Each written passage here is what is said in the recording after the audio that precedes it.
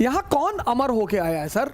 इसीलिए मैं आपसे कहता हूं एक फिलोसोफर को आप जरूर, वैसे तो फिलॉसफी पढ़िए, फिलॉसफी एक ऐसा विषय है जिसे हर व्यक्ति को पढ़ना चाहिए, हर व्यक्ति को, क्योंकि फिलॉसफी आपको सोचने पर मजबूर करती है। दर्शन, और हिंदुस्तान के दार्शनिकों का क्या कहना, शंकर, रामानुज, बुद्ध, कपिल,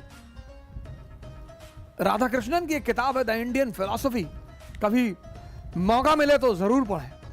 और जो हिंदी मीडियम के लोग हैं, श्री हरिप्रसाद सिन्हा की किताब है भारतीय दर्शन, कभी मौका लगे जरूर पढ़ें, हरेंद्र प्रसाद सिन्हा। और वेस्टर्न फिलॉसफर भी कम नहीं है sir, Kant, Descartes, Leibniz, Spinoza, Friedrich William Nietzsche, इस आदमी को जरूर पढ़ें सर। कहता दुनिया में दो तरह के लोग हैं, एक मास्टर मोरालिटी, एक स्लेव मोरालिटी। कहता वो जो मास्टर मोरालिटी के लोग हैं कि हम हैं, बाकी पानी कम है, वो गुलामी ना करेंगे, कभी कर ही नहीं सकते। क्यों करेंगे? इस देश में 90% लोग भगवान कृष्ण और राम की पूजा करते हैं, लेकिन उनसे एक चीज नहीं सीख पाते कि शक्ति अर्जित करनी है। शक्ति, 14 साल जंगल में रहे, शक्ति अर्जित किया, कृष्ण साधना किया, ये नहीं बस भगवान वो। इसीलिए ये लोग, हम क्यों इनकी पूजा करते हैं? क्योंकि ये हमारे क्यों आदर्श हैं कि हमें भी तपस्या करनी है, तभी तो सेवा कर पाएंगे, तभी तो अर्जुनों की मदद कर पाएंगे, तभी तो दुर्योधन और दुशासन को मार पाएंगे। कि फेसबुक पर टाइप करने से लड़ोगे तुम दुशासन से, the country is in danger. आजकल तो हमारे पास फेसबुक वॉरियर है, वो सारी क्रांति फेसबुक पे ही करा देते हैं। एक तो ये भारत, लेकिन दुनिया में बाकी मुल्कों में क्रांतियां हुई, और सबसे अहम क्रांति है इंडस्ट्रियल रेवोल्यूशन, औद्योगिक क्रांति। इस क्रांति ने पूरी दुनिया को बदल डाला, 1750। और इस क्रांति का आप महत्व का अंदाजा लगा सकते हैं अगर आपसे कोई पूछे कि विश्व इतिहास को, आधुनिक पूर्व विश्व इतिहास और आधुनिक विश्व इतिहास, इन दोनों की सबसे इंपॉर्टेंट डिवाइडिंग लाइन क्या है? 1750। कई सारे इतिहासकार कई अन्य सालों को भी मानते हैं, लेकिन सबसे इंपॉर्टेंट ईयर अगर आप डिवाइडिंग लाइन क्रिएट करना चाहते हैं, आधुनिक विश्व इतिहास और आधुनिक पूर्व विश्व इतिहास, 1750। इस घटना के बाद इतनी क्रांतियां हुई सर। अमेरिकी क्रांति 1787, फ्रेंच क्रांति 1789, रशियन रेवोल्यूशन 1917, चाइनीज रेवोल्यूशन 1949, ये सारे क्रांतियों की मां है।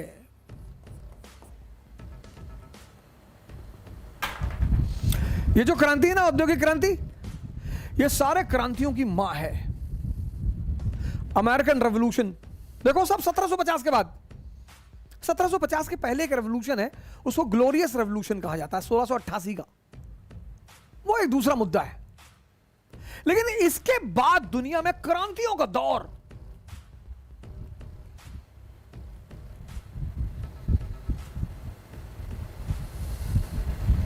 देखो American revolution 1787, French revolution 1789, Russian revolution 1917, Chinese revolution 1949।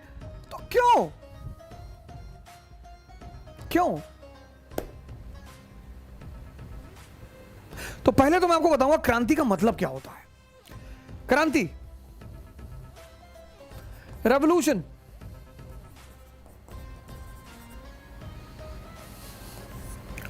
Movement, आंदोलन, और रिवोल्ट, ये 3 वर्ड हैं, विद्रोह। इन तीनों में फर्क क्या है?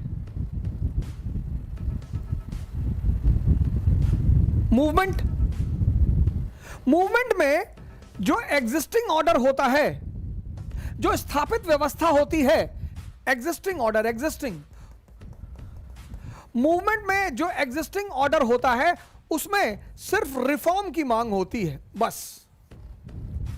जब भी स्थापित व्यवस्था में सुधार की मांग हो, जब भी एग्जिस्टिंग ऑर्डर में रिफॉर्म की बात हो, तो वो हुआ आंदोलन।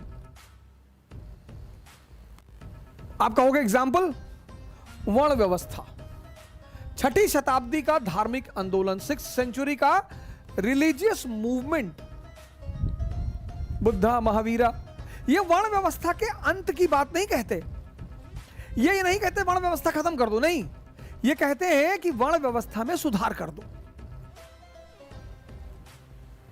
तो ब्राह्मणवादी जो वर्ण व्यवस्था है वो जन्म के आधार पर है, ये कहते नहीं, वर्ण व्यवस्था को, वर्ण जो सिस्टम है इसको कर्म के आधार पर कर। इसीलिए हम 6ठी शताब्दी के जो धार्मिक संप्रदाय हैं उनको हम धार्मिक आंदोलन कहते हैं। जब भी, इसीलिए हम भारत की जो स्वतंत्रता संघर्ष है उसको हम राष्ट्रीय आंदोलन कहते हैं, क्योंकि जो व्यवस्था अंग्रेजों ने बनाई थी हमने उसको खत्म नहीं किया, सिर्फ शासक बदल गए, व्यवस्था वही है। यह होता है आंदोलन। पुरानी व्यवस्था में सुधार की मांग, तो फिर रेवोल्यूशन क्या है? एग्जिस्टिंग ऑर्डर, जो पुरानी व्यवस्था है उसका एंड, खत्म, और नई व्यवस्था की शुरुआत, न्यू ऑर्डर। पुरानी व्यवस्था का अंत, नई व्यवस्था की शुरुआत। मतलब French revolution 1789, end of the status of monarchy, राजशाही का जो महत्व है वो खत्म हो गया। फिर क्या शुरू हो गया? पार्लियामेंट्री फॉर्म ऑफ गवर्नमेंट, संसदीय प्रणाली। यह है क्रांति, पुरानी व्यवस्था का अंत, नई व्यवस्था की शुरुआत, end of old order, beginning of new order. Revolt क्या है? व्यवस्था के खिलाफ अपराइजिंग।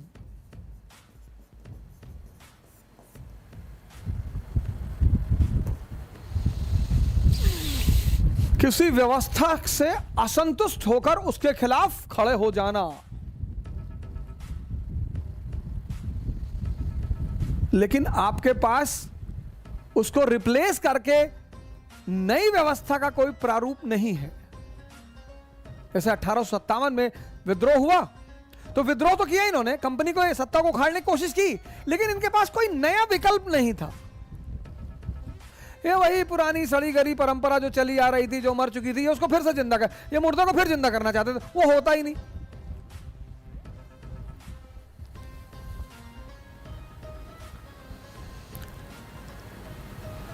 यह है क्रांति, आंदोलन और विद्रोह में अंतर।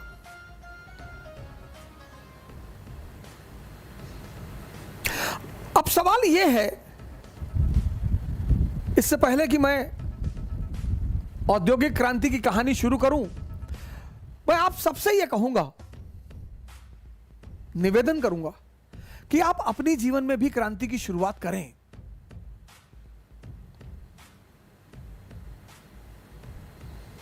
भारत में हॉस्पिटल व्यवस्था नहीं थी।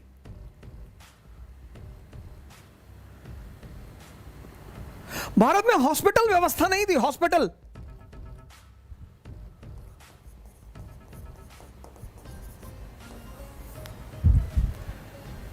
आयुर्वेदाचार्य थे,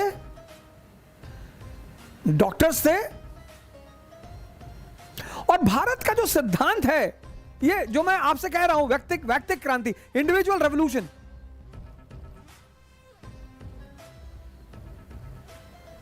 हमसे एक हमारे मित्र ने पूछा कि हिंदुस्तान में, खासकर हिंदू, विशेषकर हिंदू, अपने बच्चों से धार्मिक होने को नहीं कहते। तो बहुत सारे हिंदू परिवारों में अगर बच्चा गीता उठा लेगा ना क्लास 10th में, तो मार खाएगा। कि फिजिक्स पढ़ ले, फिजिक्स, गीता पढ़ रहे हैं, बाबा बनने जा रहे हैं।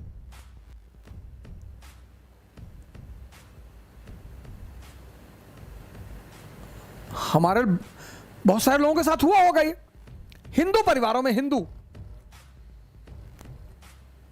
हिंदू समाज ने, इसीलिए हिंदू ज्यादा कट्टर नहीं है।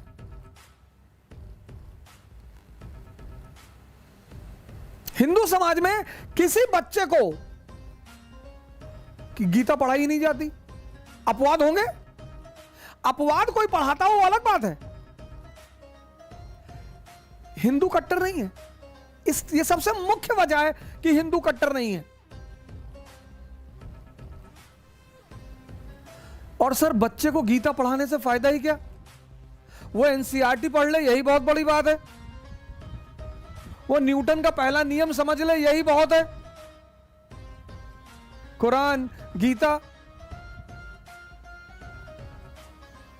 ये एमएससी फिजिक्स से कर रहे लोग नहीं समझ पाते, वो क्लास 5th 6th का लड़का समझेगा।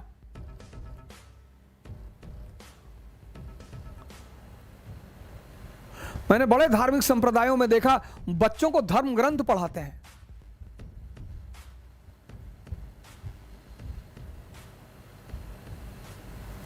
बच्चों को धर्म की शिक्षा दी जानी चाहिए, ये मैं इसको मैं एक्सेप्ट करता हूं। आप उन्हें मंदिर ले जाइए अपने साथ, आप उन्हें मस्जिद ले जाइए अपने साथ, ले जाइए और उनकी सोच को विकसित करिए, लॉ ऑफ कनेक्टिविटी डेवलप कराइए, और जब वो वोट डालने के अधिकारी हो जाएं 18 साल, तब उन्हें आप अनुमति दीजिए धर्म ग्रंथ पढ़ने की, कि बेटा तुम्हारी चॉइस। तो अब सवाल यह उठता है कि हिंदुओं ने आखिर अपने बच्चों को धर्म ग्रंथ पढ़ने के लिए बाध्य क्यों नहीं किया? ऐसी क्या वजह है? बड़ी साधारण सी वजह है। हिंदुओं ने कहा कि जीवन में 4 उद्देश्य हैं, धर्म, अर्थ, काम और मोक्ष। बड़ा साइंटिफिक फॉर्मूला है सर ये, बहुत वैज्ञानिक।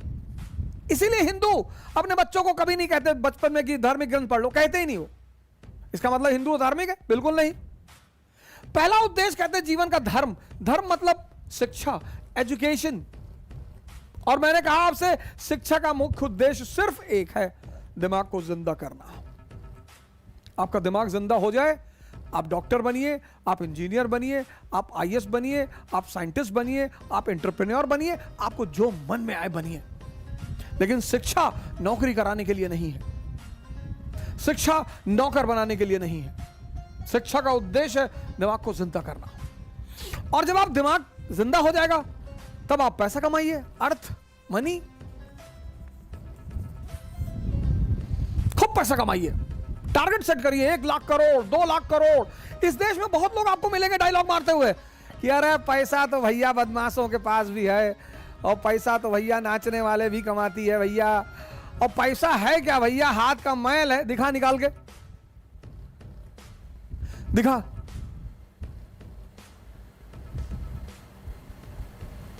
इस देश का 98% आदमी पैसे के पीछे पागल है, लेकिन डायलॉग बहुत मारता है।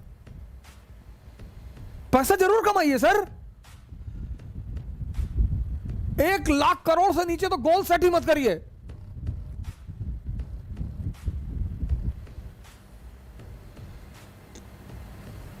जब सपने में ही मोहब्बत करनी है तो डेमी मूर से कर लें, जो काम करने वाली आती है उससे। जब सपना ही देखना है, इस देश में लोग सपना देखने से डरते हैं।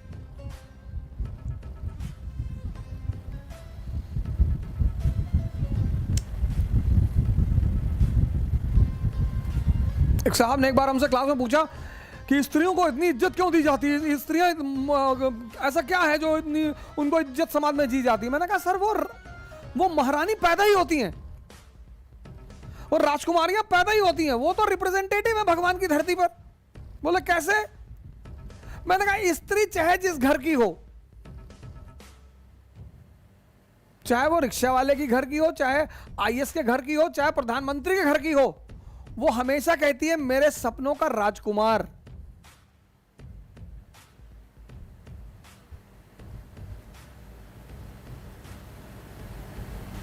इसीलिए स्त्रियां बड़ी हैं, हमेशा कहती मेरे सपनों का राजकुमार।